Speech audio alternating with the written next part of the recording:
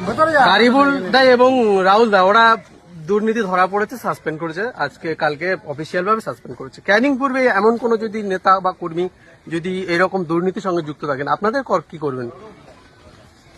দেখেন, আইএসএফ সমাজ পরিবর্তনের রাজনীতি করার জন্য এসছে।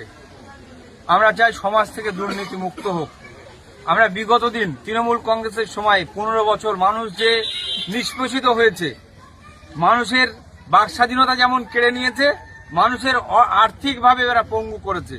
মানুষের একের পর এক সে সার্টিফিকেট থেকে শুরু করে বিভিন্নভাবে বিভিন্ন পরিষেবা দেওয়ার নাম করে তাদের পরিষেবা থেকে বঞ্চিত করেছে।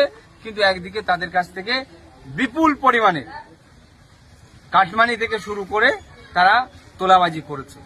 আইএসএফ এই জায়গায় বার্তা দিচ্ছে, আমাদের চেয়ারম্যান, আমাদের দলের নেতৃত্বরা একটা জিনিস পরিষ্কার করছে, আমাদের কর্মীদের বার্তা দেওয়া হচ্ছে, তৃণমূলের কালচার যদি কেউ রপ্ত করার চেষ্টা করে, আইএসএফ এক্ষেত্রে জিরো টলারেন্স নীতি নিচ্ছে।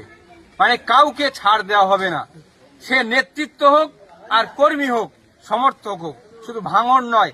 আমরা একাধিক জায়গা থেকে যদি অভিযোগ আমাদের কাছে কেউ যদি দেয় এবং তার প্রমাণ হয় যে এ দুর্নীতি করছে বা কারো কাছ থেকে ইশারা ইঙ্গিতে হলেও তারা অর্থ তুলছে, আমরা তাদেরকে কোনো অবস্থায় ছাড় দেব না।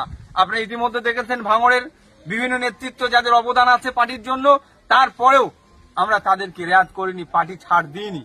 ক্যানিং হোক, বাসন্তী হোক, যে জায়গায় হোক, কোন নেতৃত্ব যদি মনে করে আমরা ওই তৃণমূলের কালচারই একই স্টাইলে আমরা নরমপন্থী ভাবেও আমরা কাটমানি, তোলাবাজি, দুর্নীতির সাথে যুক্ত হব, আইএসএফ নেতৃত্ব কর্মী না দেখে কাউকে ছাড় দেবে না। সবাইকে এর জন্য দল যথাযথ ব্যবস্থা নেবে, যতদূর ব্যবস্থা নেওয়ার দরকার ব্যবস্থা নেবে। এবং আমাদের প্রিয় চেয়ারম্যান বলেছেন, কেউ যদি মনে করে যে পার্টির ছত্রছায়া থেকে দুর্নীতি করবে, এ আশা আইএসএফ করে সে দেখতে পারে না। কারণ আইএসএফ দুর্নীতিকে, তোলাবাজিকে কোন অবস্থায় জায়গা দেবে না।